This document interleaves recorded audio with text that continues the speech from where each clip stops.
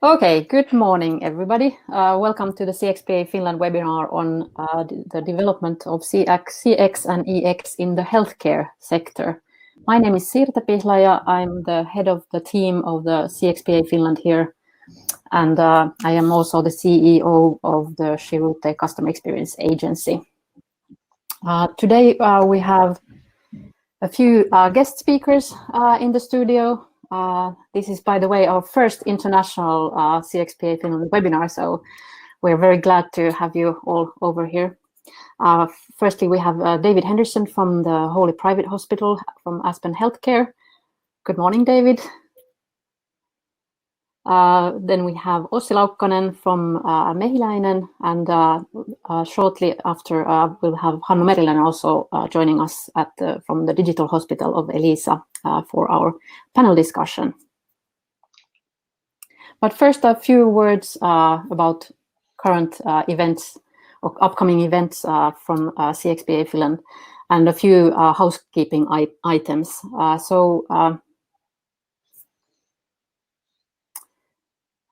The live discussion is currently on. You can go to the chat box on the right-hand side of your screen to write any messages you'd like to send us or to any of the, any of the speakers.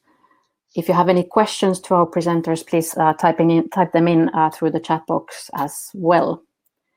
If you're sharing to the social media about this webinar, please use the hashtags CXPA Finland and Elisa Design, so we can be listening on what you're talking about this webinar. And of course, you can also use always our feedback channel at fbly.io/CXPAFI. Thanks for joining us this morning. Please remember to be active on the chat. We hope to hear from you guys.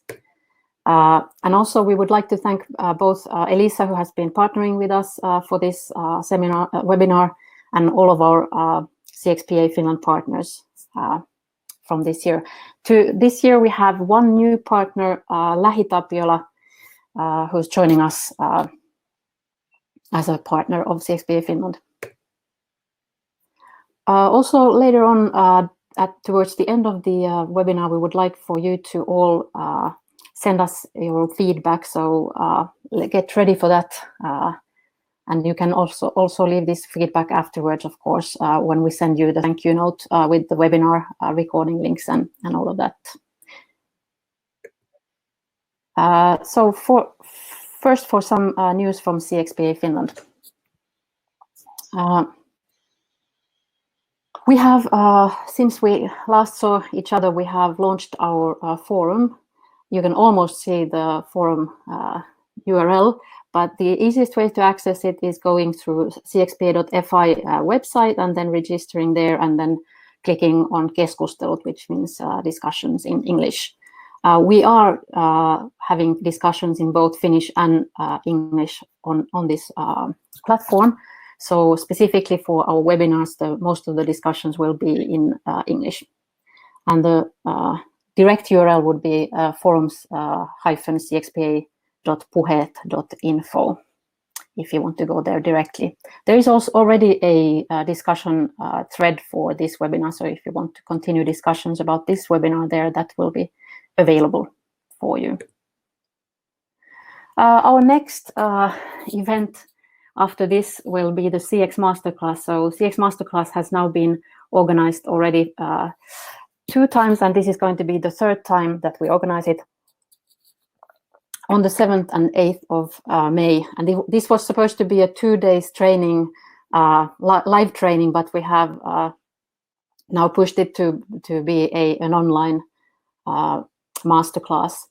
So there are still tickets available if you want to join us for these 2 days. We're going to be discussing CX strategy, CX culture, leadership, customer journey management, and all of the same topics that we also have in our presentations today. So a very good continuation for this webinar. Go to cxmasterclass.fi for more information if you're interested.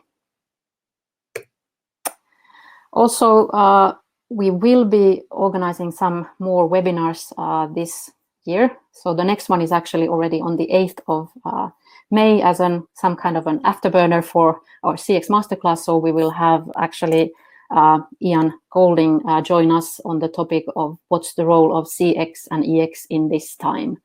So that webinar will take place on the 8th of May at 6 p.m. Finnish time.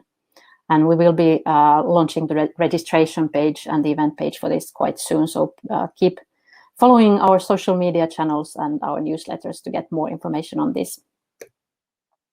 Other events that we have planned for this year include an event in June, which is not sure to be taking place.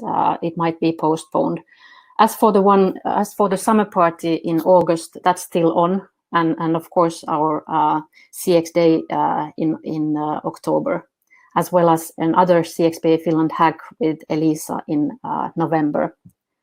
And we will also have one more webinar towards the end of the year in September. But all of these days might still be moved forward. So keep yourselves an eye on the events page on cxpa.fi and also on our social media channels. We will be informing you about the upcoming events as soon as they become confirmed. But these are the estimated times that we have been planning for them. So one more thing about the CXP certification, so Certified Customer Experience Professional certification. CXPA, the international organization, is taking applications in for CXP certificate.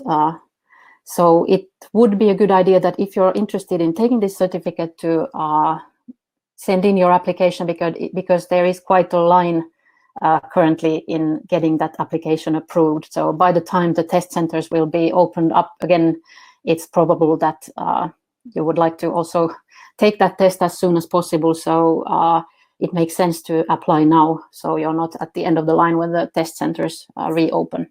So please go to ccxp.org to get more information on the CCXP certification. The two European and International Customer Experience Awards are still on the calendar on the dates that were previously announced. So towards the end of September in Budapest, and then the other one, the International CX Awards in Amsterdam in November. You can find more information about these two events on internationalcxaward.com for this ICXA 2020, and then from EuropeanCustomerAwards.com for the European Customer Centered Awards. And we're going to hear more about the ICXA from David in his speech, probably. This concludes what I wanted to tell you as a piece of news from CXPA Finland.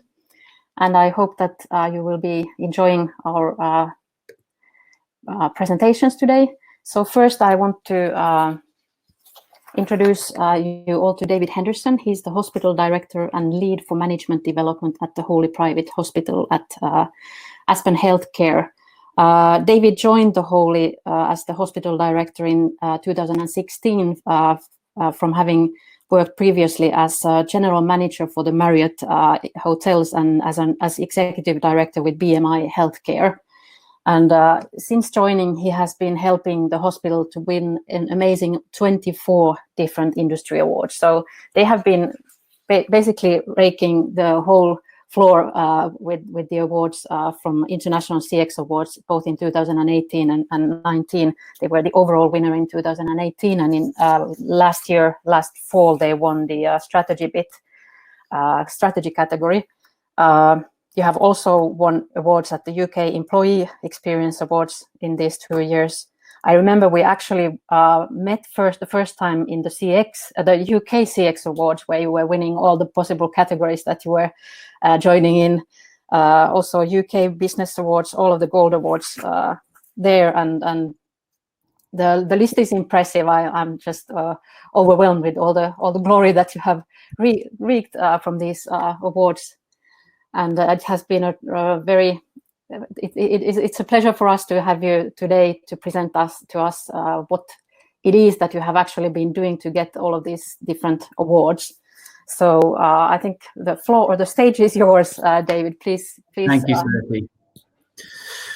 Welcome from the UK, everybody. So I'm David Henderson. Thank you for that introduction, Serti. Very, very generous. But we did set out to try and measure ourselves by getting some industry awards, but we certainly didn't imagine we'd get 24 in 2 years. So I just want to try and tell you a little bit very quickly. So there's a lot of slides to get through, so I do apologise, but people can contact me after if they've got questions. I want to talk about basically creating a truly customer-centric organisation through the execution of an exceptional employee experience strategies. So I will do my best to get through it as quick as I can. So we're one of the Southeast's leading private hospitals. We see 10,000 patients a month, both private and NHS. And our mission really is to provide first-class healthcare in a safe, comfortable environment, and one that you'd be happy to treat your own family. We have a lot of responsibility. People leave loved ones with us, their sons, their daughters, their mums, their dads, and they trust that we'll take good care of them, and they trust that they'll come home better. That's taken as granted.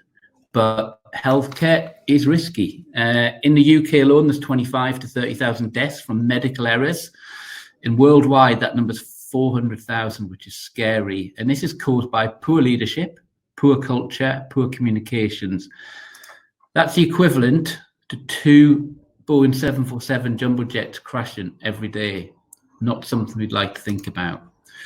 It's also challenging to recruit nurses in the UK. I'm not sure about Finland, but certainly to try and get and recruit and retain nurses in the UK is a difficult thing to do. So we needed to transform our business. So what did we do? We came out by developing an engaged workforce, who put patient safety, patient satisfaction, and exceptional healthcare at the heart of everything they do. We came up with Project First, which I'll talk about later, the Aspen People Academy, and a wellbeing strategy. Since we've done that, we've seen our highest levels of patient safety, highest patient satisfaction, lowest numbers of complaints, sustained business growth since the launch of it. Our lowest staff turnover. We've developed some real leaders, eliminating recruitment costs, and have got our highest level of staff engagement. The background, back in 2014, the hospital was virtually doubled in size. They spent £23 million selling off the property and reinvesting it in the actual building. We got more patients from doing that. Revenues went up by 10 million, but the actual profit was flat. Staff were overwhelmed with the change at the time. Patient satisfaction started to decline. I came here in 2016, and this is what I inherited. And then we had to deal with Brexit. We had a CQC inspection on the horizon. And Aspen, then a year later, were up for sale for over 12 months, which didn't add to a lot. And now we've got COVID playing a part. So we had this tagline, welcome to exceptional healthcare. So how do you deliver exceptional healthcare to 100,000 plus people every year?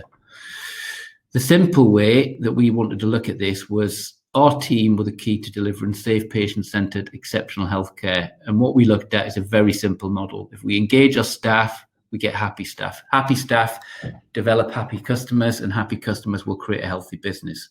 Very simple. And that also links back into my Marriott days. If you read back W. Marriott, you'll say the same thing. Our business rationale and goals, we had Project First. That was the vision, the culture, the strategy. It was a reward and recognition program. On top of that, we then brought in Aspen People Academy, which was about developing more leaders, new leaders to help us continually transform the business. And also the Holly Health and Wellbeing strategy, which was about caring, protecting for recruitment and retention. To launch it, the vision, we very clearly had a 1-year business plan, always that could be seen by all staff. So it was very simply laid out, and we also had a 5-year clinical strategy so people could see what direction as a business we wanted to head. We also came up with something called the Holly culture, and that was around creating the right environment to work from within. So again, this was all put together by me and my management team back in 2016 when I started here between October and November. And we came up with things like that were important to the culture: accountability, transparency, autonomy, having fun, working as one team. And on top of that, we then wanted behaviours that we could embed and they would be recognised, and that became our sort of recognition. So we had the 6 E's and the safety. So 6 E's, things like being effective, energetic, expert, exceptional. Everyone was about working together, and efficiency was about doing the right thing. And ultimately, safety at the heart of everything that we do. And people can, I'll talk about how we manage that later. Growing the leaders was really important to me. I think if you don't continually grow leaders, the good leaders move on, and then you're left with an empty nest, really. So we needed to identify future talent, high-performing individuals, create leaders, support succession planning, train managers to be creative mentors and coaches. We linked in with Franklin Covey. We set up a 1-year development program, and ultimate competitive advantage was what we were aiming to get. The Holly Health and Wellbeing was about sharpening the sword for anyone who's read 7 Habits, and that was about physical, mental, social, and financial support. If you've got them 4 domains right, then people tend to work at their best. We did this by a lot of preparation before we set all this up. We did a lot of staff insights. We worked back at the floor. We went on the floor. We did staff surveys, walked around as an SMT. We also looked at patient feedback surveys. We had patient forums, looked at complaints, incident reports. From that, we developed the sort of the structure you can see down the right. And the things that came out were leadership that were missing, transparency, people being able to make decisions, people feeling valued, and ultimately everyone naturally wanted to deliver great customer service. Since we've launched, we wanted to recognise the huge impact all staff have. We focused on employee engagement and development, well-being, to build customer satisfaction. We've listened to the feedback, we give the staff a voice, developed a vision, got buy-in, created the right culture, launched the 6 E's recognition, encouraged innovation within the teams, and kept up with regular comms. So you've got the creative solution here of project first, the vision, the strategy, the culture, the reward and recognition, engagement. We've got the leadership, Aspen People Academy, developing the leaders to help us continue. And then underpinning that is the Holly Health and Wellbeing, which is making sure the staff come to work and are looked after and valued. From this, we can look at innovative ideas and solutions. So project first was a business model and a strategy. The new culture, recognition and wellbeing were paradigm shifts from what a hospital had done in the leadership style of previous directors. Outcome driven, being the best. Project first was all about being number 1 and being the best at what we did. 3 products within this structure were project first, Aspen People Academy, and the Holly Health and Wellbeing. The Aspen People Academy was all about that competitive advantage, and the change was incremental. It wasn't all done at once. It was spread across 1.5 years, 2 years, so that we could embed each one as we went through it, and it wasn't rushed. When we launched it, we had posters, we had boarding cards. It was saying, come to the flight of your life. We had posters showing the culture, the 6 E's, and the business plans. We had files given to all the staff. We had certificates printed, checkbooks printed, so people could nominate people for the 6 E's and the S. People had a passport that they could get stamped as well with the 6 E's. We also then did different events. So we talk about it at our morning huddle. We have Fab Fridays where we celebrate people who've got certificates. We do an Oscars every year now. We've had 3 Oscars now. And in that Oscars, people who've got the ambassador pin, got all the stamps, can win a free holiday. So we committed 5 years in a row to give someone a free weekend away, flights and accommodation. And that's been won twice now. The Aspen People Academy was launched in 2017. It was advertised to all of the Aspen hospitals. 24 were selected on the first year. Since then, we've had 47 graduates to date, 20 on this year's cohort. Over the 3 years, we've had 20 from the Holly who've been in that, and we cover things like speed of trust, 7 Habits, leaders that change, and presentation advantage to give them the skills they need. Our Holly Health and Wellbeing, these are some of the posters on the right that we've done around menopause, mental health. We've had the banking, we've done a karaoke night, and that will continue. Every month we're doing different events to help people. In terms of launching these 3 concepts, we did it over, like I said, a staggered approach. Project first, September 16. The June 17, we brought the Academy in. We had our first Oscars in December 17. We did a review of Project First in 2018 and changed it a little bit to make sure it was still fresh. And then last year, we launched the Staff Wellbeing, and we just won an award for that very recently, being the best up and coming, the newest staff health and wellbeing program.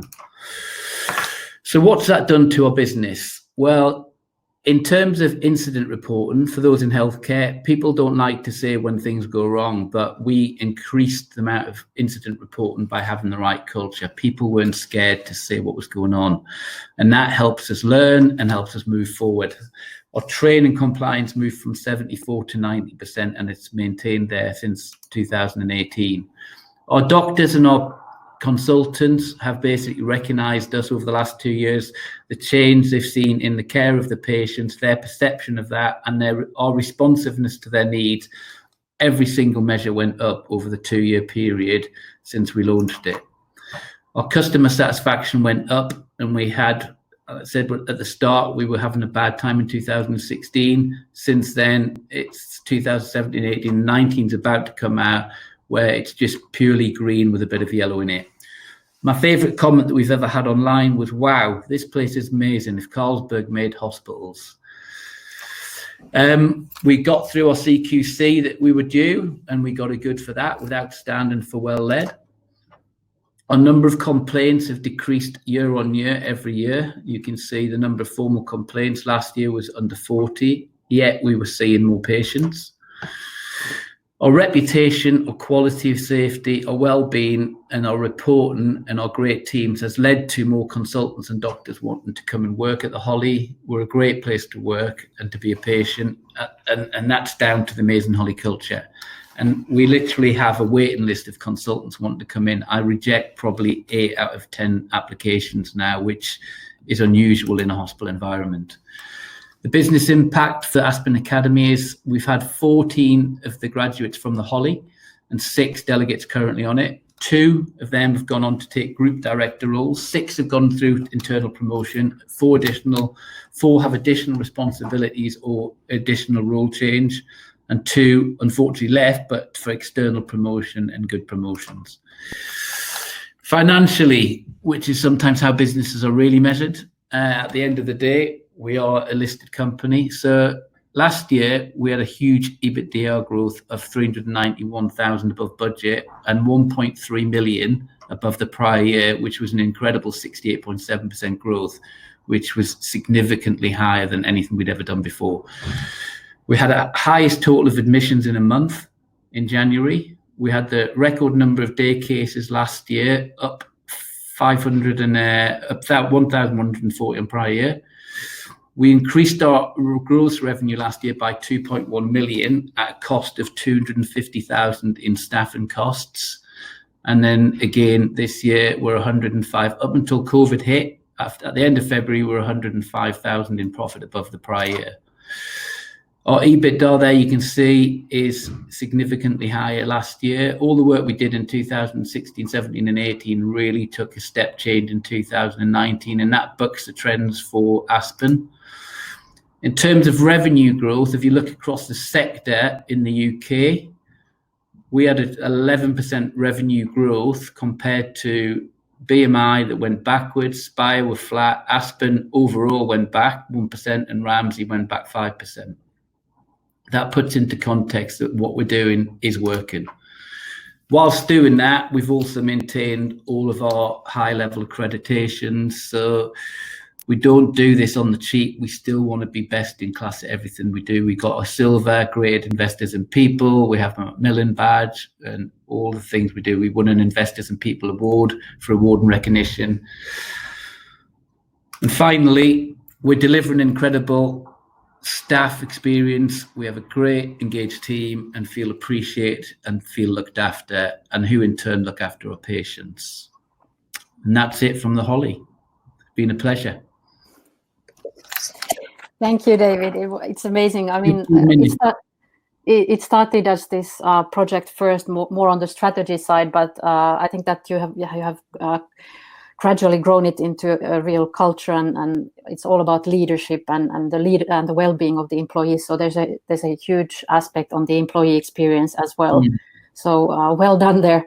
In the interest of time, I'm not asking any questions here, but we'll be doing them at the discussion part of this event. But thank you, David. Let's get back to you soon. So next one up, we have Ossi Laukkanen. Ossi is the business unit director of digital health services at MEHILÄINEN. MEHILÄINEN is the biggest private social and healthcare provider in Finland. He is an e-health innovator and a strong executor implementing innovative ideas to value-adding services. Ossi runs the digital clinic at MEHILÄINEN. Please tell us a little bit more about this digital clinic. Is it a mobile app? Is it a data and analytics platform? Or is it a totally new way of e-meeting your patients? Please go ahead, Ossi. Thank you. Yeah, basically the digital clinic is the center of my presentation, and but first to give you some contexts, I will tell you a little bit about MEHILÄINEN. Basically, what we do in the digital health services area, it's basically for the private healthcare business line. The private healthcare is basically half of our group's total revenue. So we are a little bit over €1 billion company, and the private healthcare is roughly half of that. We do, in the private side, we do occupational healthcare, the digital clinic consultations, that's growing hugely right now. We treat about 2 million customers yearly. We have over 100 units, medical centers and hospitals around Finland. And the whole group total employee amount is about 19,000 at the moment. About 6,000 are in the private healthcare line. Basically, we use NPS, Net Promoter Score, for every thing we do. We measure the digital clinic, the normal clinics, everything by that. And we are now currently the highest we have ever been during the COVID-19 epidemic. And the NPS now is 91. The total NPS last year was 89. So basically, we are really happy and working really hard on that. Then within Finland, MEHILÄINEN truly is the leader in developing digital healthcare solutions. We have also seen Bearing Point reports where they rank us number 2 in Europe, basically after NHS. Maybe if I look at the whole picture, I would rank as number 1, but I think that's obvious. But what we have done is basically holistic health application. You can use it from online. We have iOS and Android applications. Basically, you will have all your personal health records. You can even look your MRIs or X-ray pictures through the app. We have the digital healthcare platform, digital clinic. We also do patient pathways, digital training, digital coaching services, and also online booking. So basically, what we like to see is that we can handle the whole patient pathway through the digital platform. And what we have done is basically that we have 10% of the Finnish population using our services as registered users, around 800,000 users. Like I said, NPS figure in whole is 89 last year and 91 right now. And the digital clinic, which I will go a little bit deeper later, basically is it's twice as big when you compare the volumes of visits than the second largest clinic we have in Finland. And the revenue generated through the mobile application and the online tool, online application is roughly 50 million euros. So basically through online booking and digital clinic visits and so on. And one critical thing when you are designing digital healthcare services is that you have to create better EBITDA basically through this channel, because it's, well, I will go to that a little bit later. But anyway, this is the context, and as I see how to use data in the best way, we need to have the main goals, and how I see it, it's pretty simple. We want to offer outstanding customer experience and also safe and quality care at the same time. These are basically a little bit linked, but still we handle them a little bit separately. So firstly, the customer experience, and like I said, the digital clinic in general, we have roughly 800,000 registered users in the application and the web service. We do nearly 45,000 monthly visits in digital clinic. That's the average from these first 3 months. There is working over 200 professionals in our digital clinic at the moment. So it's roughly half nurses and half doctors. And the digital clinic NPS is 82. So it's really high, but still we're a little bit lagging from the overall MEHILÄINEN NPS. And that's something that I will explain how I see how we can pursue the higher or the general level of customer experience. In the other hand, we have much higher productivity through this platform. So basically, where we can get is for close to 4 times the effectiveness of the private clinics we run. And if we compare it to the public system and the public health centers, we can do 10 times the patient visits in a day than in public health center. So one of the key kind of customer experience elements is the response time. So how kind of flexible the system or the service is, and how fast you can get the response. So basically you can use the digital clinic wherever, because we use it as a chat platform. We don't use live video connection. So basically it's always available, even if you are in the bus or train or coffee shop or at your workplace.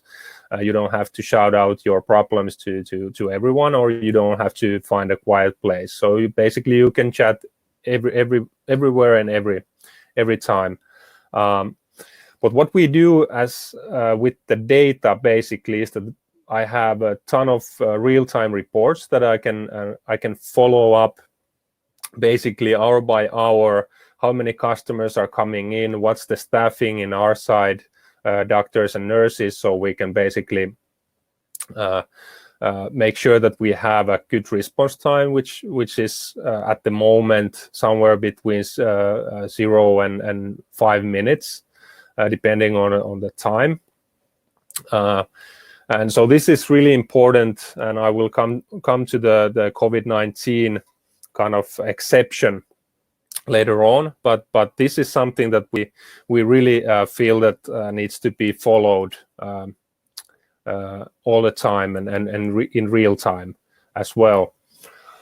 Well, the second thing is that which affects for the customer experience is that we have to try to find the kind of the right professional from the beginning. So we have this symptom checker, which has some intelligence. So basically, we pre-interview the customer before the customer enters to the chat, and we can actually label the customer's need and we will try to kind of focus or direct the customer to the right professional. And this is really critical to kind of follow up these directions, because so here we can see that, okay, was the customer actually directed back to this or forward to some other professional? And this is kind of the algorithm optimization all the time that we do. So basically what we are trying to do, that we have a quick response time, and also that the customer's need will be served with the first professional, basically. And here's some numbers about the COVID-19 crisis. And basically what happened is that overnight we had 10 times more volume in the digital clinic. And if we wouldn't have these kind of analytics capabilities and reports that we follow, we couldn't basically react that fast that we actually did. So basically the few first days, we went up almost 4-hour waiting times in digital clinic. But what we did is that we recruited and trained 150 new doctors in 6 days. And basically we organized about 30 doctors training sessions, because this is not that straightforward, because we actually serve lots of different customer segments. So the doctors need to know what they're actually doing. So we basically scaled up the production in 6 days to match that 30,000 visits per week. And what we also did was that we designed a symptom checker for the COVID-19 to support basically the findings and suspicions about the disease, and also trying to give some tools to diagnose and give the test referrals and so on. So these were basically really important tools, the basic analytics, and also the symptom checker that I will go through next. So the safe and quality care, it's pretty straightforward, and I think that the main kind of tool for us is the symptom checker, which have some intelligence. So basically every customer, when they start the digital clinic service, they will answer the kind of pre-interview, which has been made kind of like a chatbot, but it's a decision tree based questionnaire. And the questionnaire basically will kind of pick up some relevant topics. Basically in the right hand side you can see the summary for the doctor. So when the customer actually enters to the chat, the doctor will see the summary first. So this is really effective way of getting basically the idea of the condition. The summary will highlight some critical things, like you can see the highest fever 40.5 Celsius, that's highlighted, and difficulty of breathing. So basically the symptom checker also can redirect the customer to for another doctor or a nurse who will take care of basically the most severe conditions. Also, what the doctor has in disposal is basically the patient summary, which is created from the electrical patient record we have. So basically the doctor will have everything regarding the patient in basically one tool. So it's really straightforward for the doctor and nurse to make the decision how to treat the patient. And this also makes it really quality and safe, because if you think about the symptom assessment that normally is done by the nurse or the doctor by themselves, you might forget some basic things to ask, but the machine is kind of relentless, that they will ask the same questions every time, basically 43,000 times a month, and the anamnesis will be complete every time. And the last thing basically is that we don't just treat kind of single point contacts. We also want to make it kind of like a treatment of the whole episode. So basically the whole process goes like, you have the pre-visit interview, so the symptom checker, the physician will have the compact summary, and the physician will also have the previous visits and the critical data to support decision making, and then the doctor makes the decision about the diagnosis and also for the treatment. So we have ready care plans in a library where the physician can actually choose that, okay, this has upper respiratory infection, so then generate the care plan for the customer, which the customer actually sees in the mobile app and the web application. And the care plan is basically a predefined kind of process where there might be some referrals, some control time bookings, treatment monitoring, so where we can actually find out was the treatment correct, and did the initial need go away. And that's something that we can report also, and kind of show how the impact of the treatment has been in general. So that's basically how we see the digital pathway for the customers. So the customer experience basically builds from quick response time, even surprising sometimes. We need to direct the patient to the right professional so we can treat it right away, as fast as possible. And also what the customers seek is the best possible care for their need. And for that reason, we have developed the pre-visit interviews, or the symptom checker, and some intelligence behind that, so we can actually direct the customers accordingly. And also we have kind of the digital monitoring tool that actually the customer will know specifically what they need to do next from the application, and also we ask how the whole treatment from quality and safety wise was. And of course, after every visit we sent the NPS SMS questionnaire, so we will get the feedback that how well we actually manage the whole process. So okay, thank you. Thank you, Ossi. Just a really quick question coming from our audience is, does MEHILÄINEN use any video in this digital clinic? No. And if you don't, okay, do you think that the video could enhance your NPS, or could it improve the medical results? Well, it's not an easy question.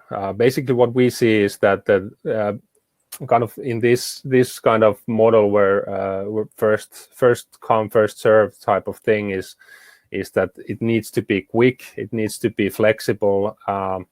It's not only the customer side that I'm worried about, it's also the production side.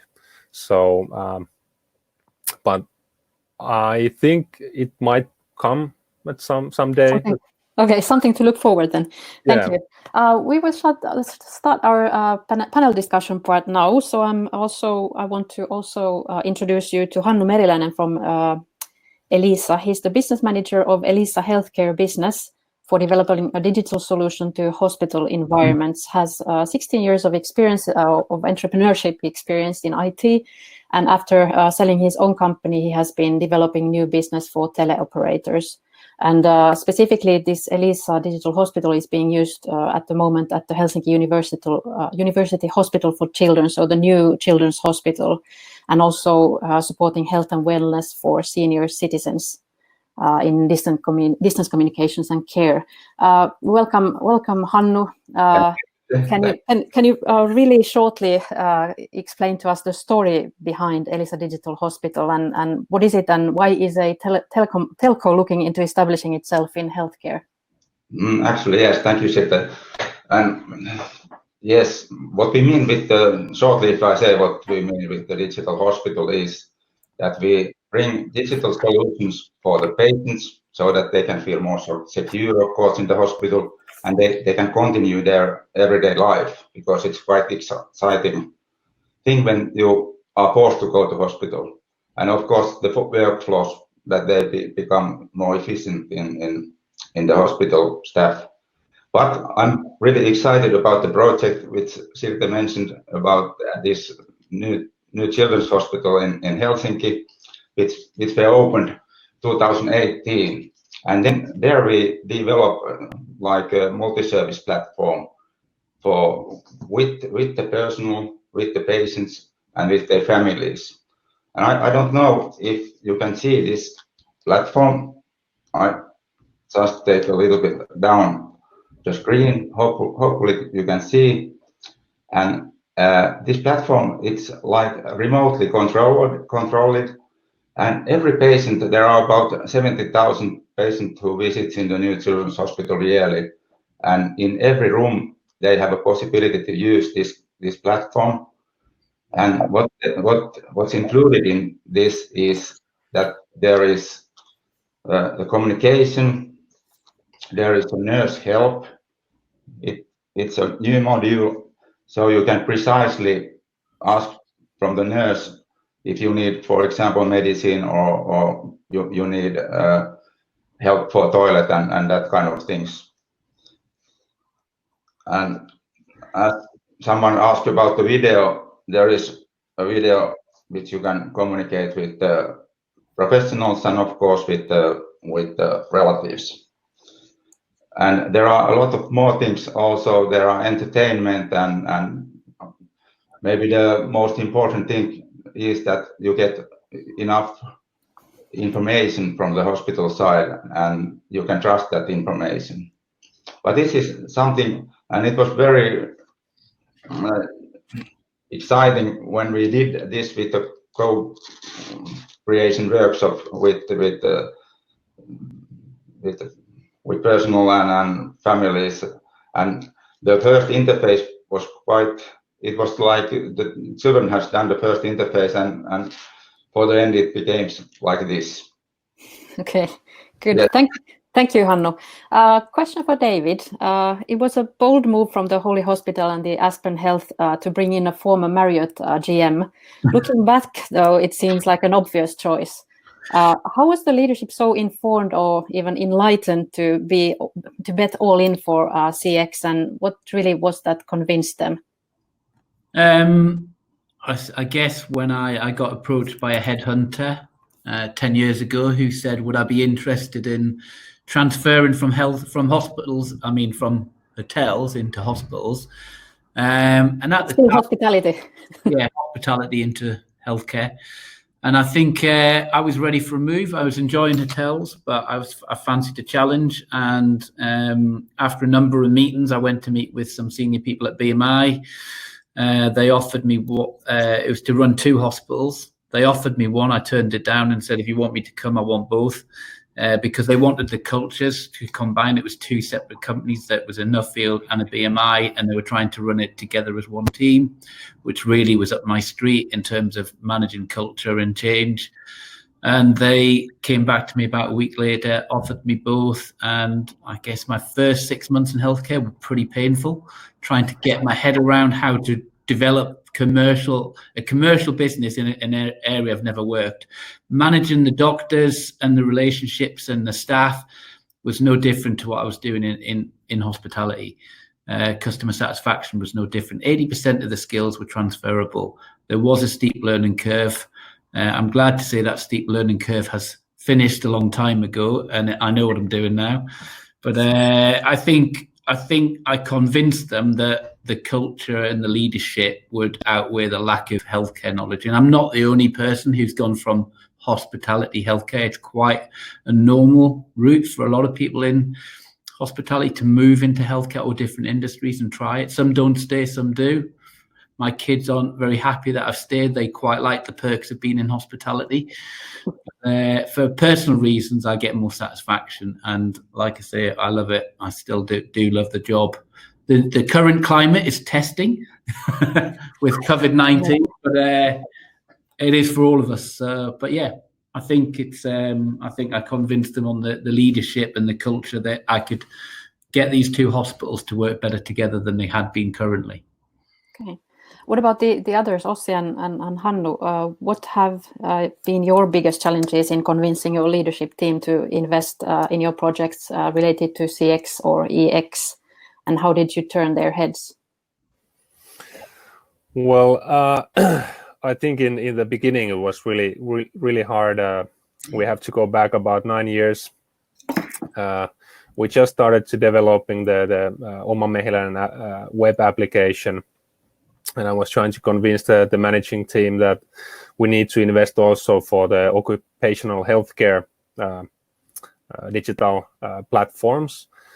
It was really hard, didn't go through, but the kind of move that we made was that we actually sell the platforms to our customers beforehand. And they actually paid us some money to actually build the platform based on the plan and the design. So we actually gathered 400,000 euros from the customers, and with that we went back to the management team that now we have the money, can we actually build this? So that was the first kick, and later on, of course, after 2015, when the whole management team actually changed, then it has not been a problem, basically. So we are investing really heavily on the digital platforms and the process. So now we are in the good place. Okay, good. What about Hannu?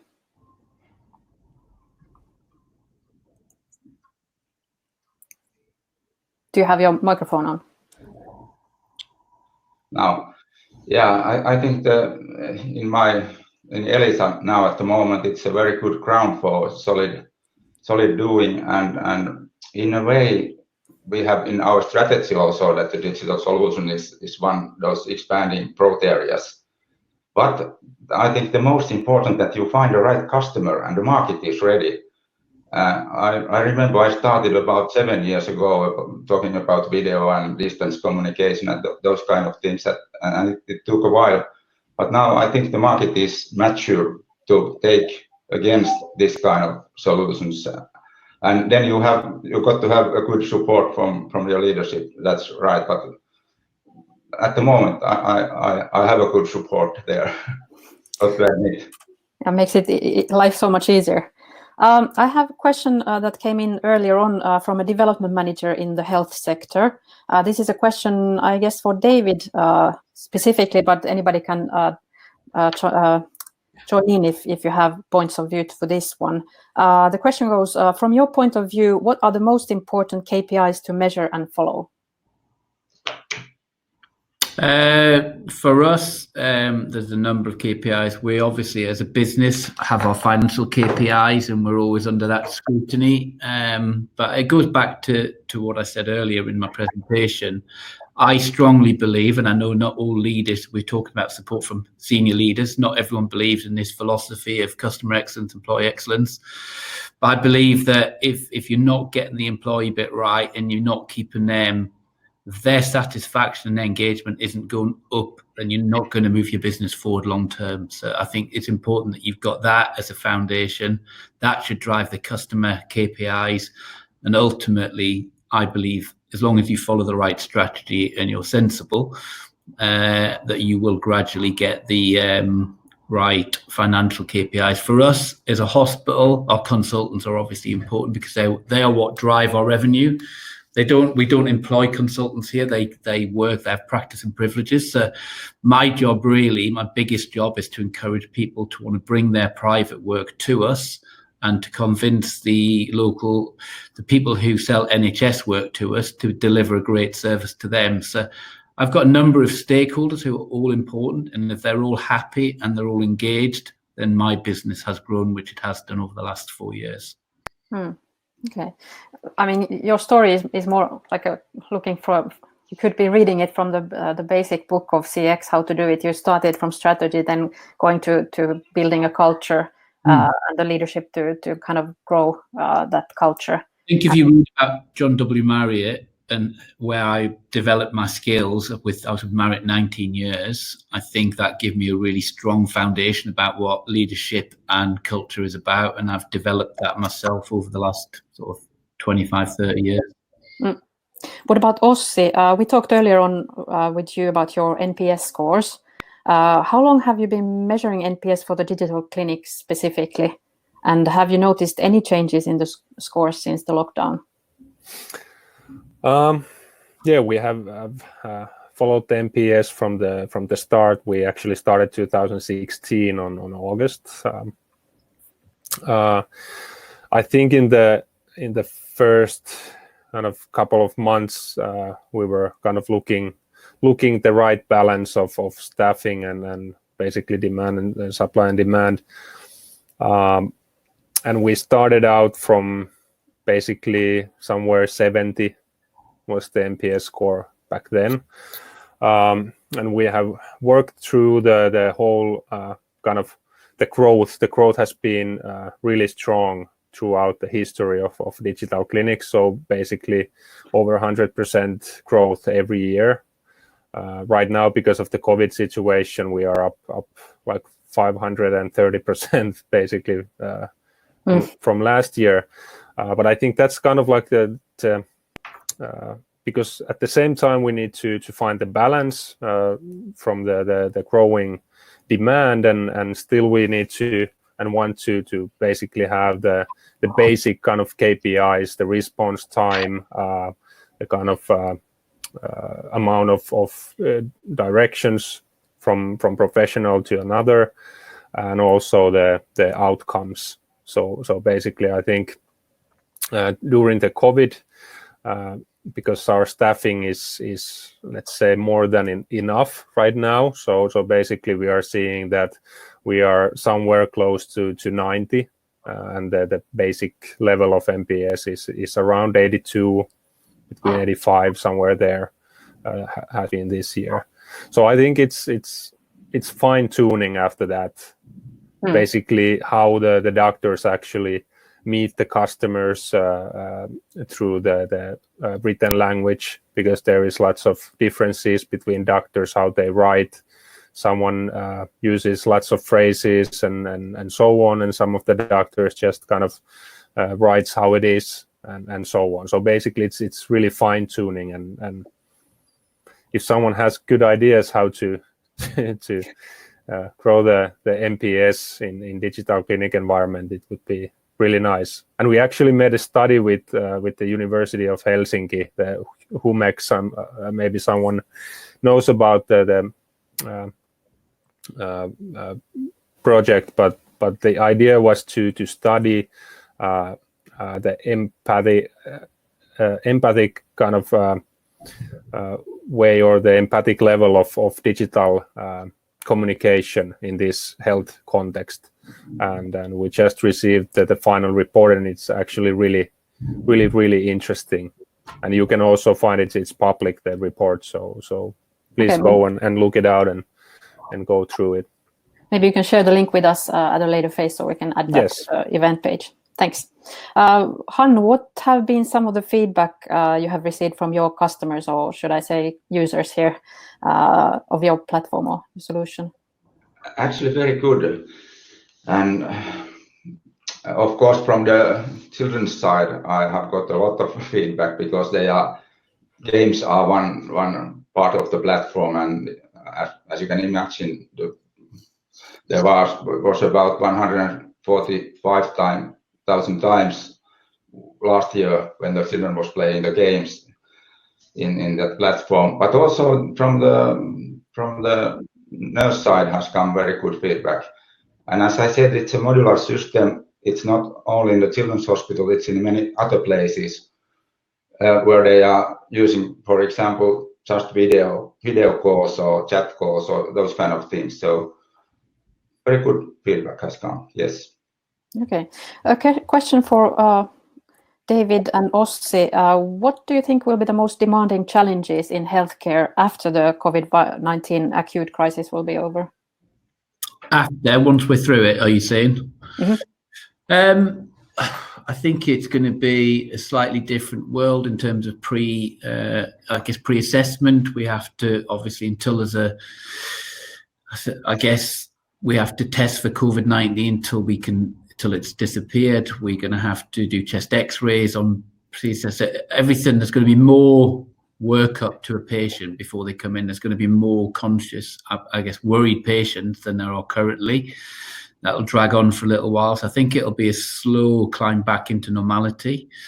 I think, and then it's about just again then gearing up. Eventually, I think we'll get back to a bit of normality. I think it's just the patience. If it's not going to be quick, it's not going to just turn around overnight. And I think it's going to be difficult to manage the financial side and manage and keep the books balanced and keep the employees engaged and motivated. And because it's a difficult time. We're looking at furloughing staff. We're looking at trying to support the NHS at the minute. We're currently working as part of the NHS for the next 2 months. So it's a very different landscape that none of us have been in before. So it's about good communication. It's about trying to keep everyone involved and understand why we're making certain decisions. And then hopefully by the end of the year, we will get back into hopefully a normal type of what we're used to in terms of a healthcare system in the UK. What are some of the measurements that you have taken during these times for CX and EX, and do you think that those will stay in place? A lot of the stuff we did is hard to do because we can't do the social gathering, and a lot of our stuff was. I think it's around the communication. We haven't got any patients hardly at the minute to look after. We're still doing the training. We're still doing regular communications by video. We're sort of right in the start of COVID-19 and just dealing with the change in how we run as a business at the minute. So it is something that we are, working in the background. The biggest thing I can say we're doing at the minute is trying to keep the staff engaged and involved and up to date with what's going on, because it's ever changing here in the UK in terms of we don't know what's happening 1 week to the next, and then the strategy changes. Right. So I've got meetings today with 2 NHS partners who are hopefully going to start driving their business through us as we are working for the NHS for the next 2 months. Right. Also, you mentioned in your speech a lot about what you're doing currently with the digital clinic, but what do you think about what's happening? What will be the most biggest challenges after? Get back to normal, whatever normal means. Yeah, well, I think there is 2 ways of looking this. Basically, I have to take the positive out of the COVID problem, and I think people will move to the digital services permanently, at least some part of the population. Anyway, but I think that the maybe biggest challenge right after the COVID situation starts to be a little bit easier is that people are actually avoiding right now going to a doctor, and we don't actually know what kind of bomb there is waiting.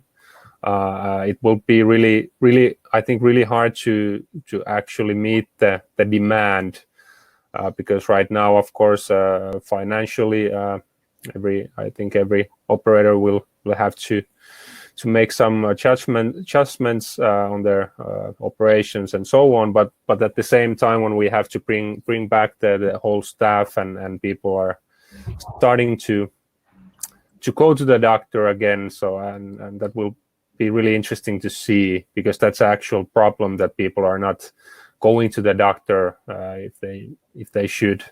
So I think there will be some kind of a bomb, which is not just COVID-19 related, but it's kind of like the interesting point of view for a challenge. That definitely is going to happen probably. I see that we're almost done with our time for this webinar, so just one more question for all of you, and maybe Hannu can start answering. So can each of you give one tip to the members of our audience on how to survive the current situation, and what should they really be doing right now? And do you invest in CX or EX, or is customer experience even relevant anymore? Yes. I was thinking, I have think this a lot, because I also, if I got to give one, I'll say take care of your closest one and also the neighbors.